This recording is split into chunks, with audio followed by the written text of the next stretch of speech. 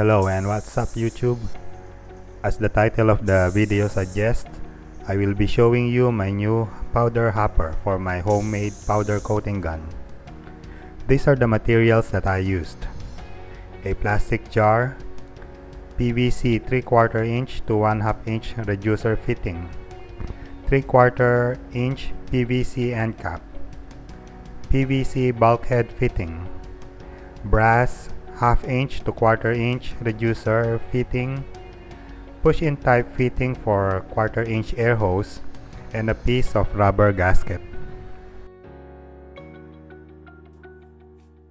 This is the plastic jar that I got, and the first thing I did is drill holes at the top and bottom, like so.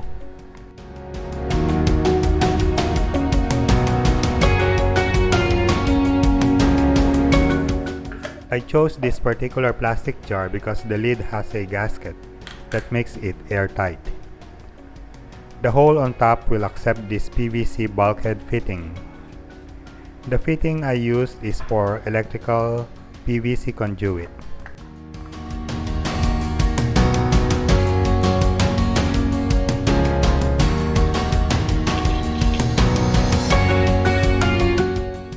It fits this 16mm electrical conduit PVC pipe. Like what I mentioned on the previous video, I will change the PVC pipe barrel of the gun with this smaller size PVC that fit my new nozzles better. The hole at the bottom of the jar will accept this PVC cap and reducer fitting combination. These are really cheap and I bought extra pairs so that I can experiment with different configurations later. The brass fitting goes to the 1/2 inch female thread like so. And I need to have that fitting so that I can connect this push-in type elbow connector for 1/4 inch air hose.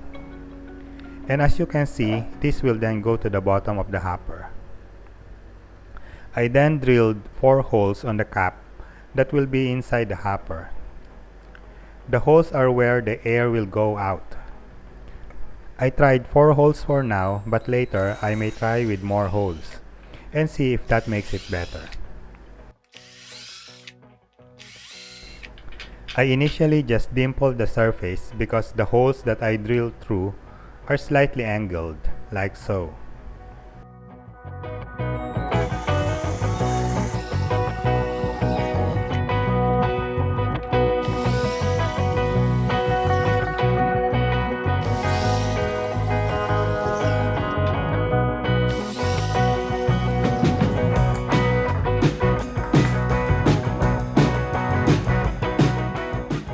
I was thinking that drilling the holes at an angle will create a tornado effect inside the hopper to carry the powder out of the gun nozzle effectively.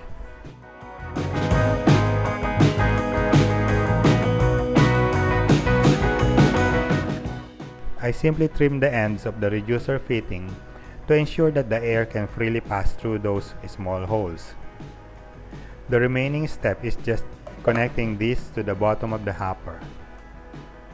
I installed a rubber gasket because I plan to remove it to change out with caps of different hole configurations later. Otherwise, you can also use some sealant instead of a gasket.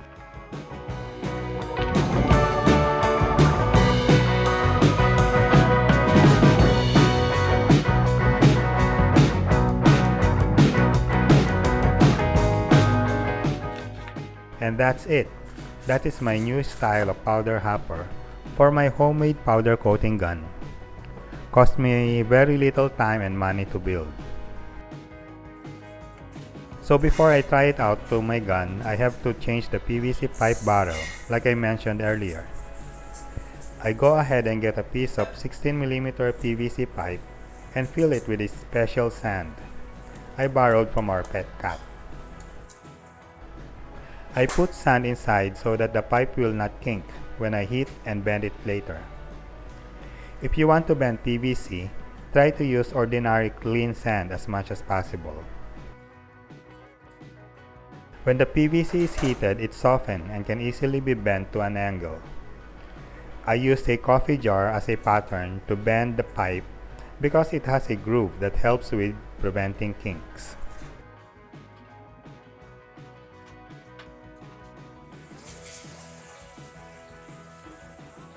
I put the bent pipe in running water afterwards to cool down and it stay in shape, like so. This is my homemade powder coating gun you saw from my previous videos. I can easily change out the powder hopper because these air hoses are fitted to push in fittings.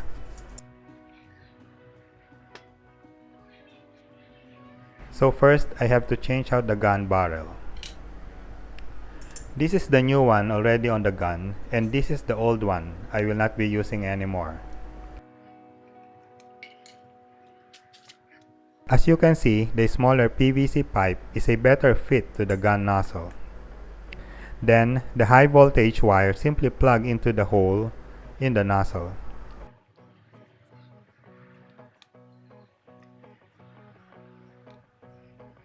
Now here comes the star of the show of this video, the new style powder hopper.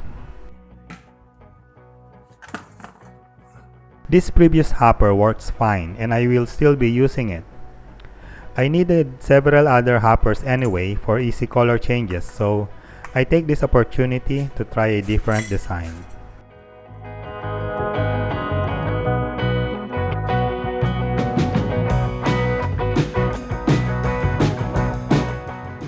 This hopper only needs one air hose from the gun.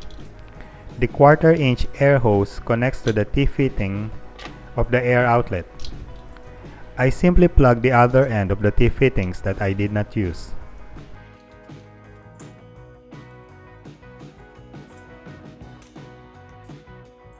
This plastic jar is a little bit bigger than what I want, but I got this anyway because it is transparent and we can see what the powder do inside.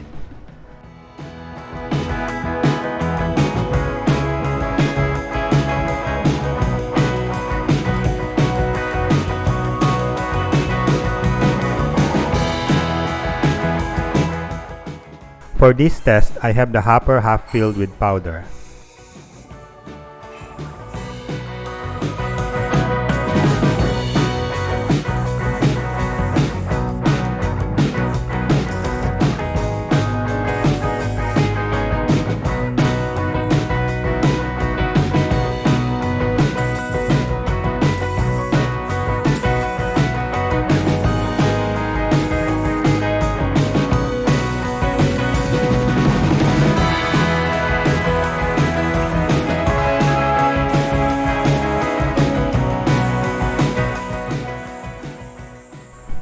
Okay, so it does work and we are getting a stream of powder coming out of the nozzle.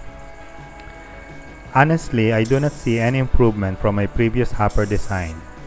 However, I did the test with the high voltage charge turned off and not shooting on a piece of grounded metal, so we cannot see the actual performance for powder coating application. Because as you can see, the charged powder repel each other, and so tends to spread out. Anyway, that's all the time I have for this video, so please stay tuned for future videos of this new hopper in action, powder coating an actual workpiece. I hope you like this video, and if you do, please hit the like button, leave a comment and subscribe to my channel. Thank you very much and have a nice day.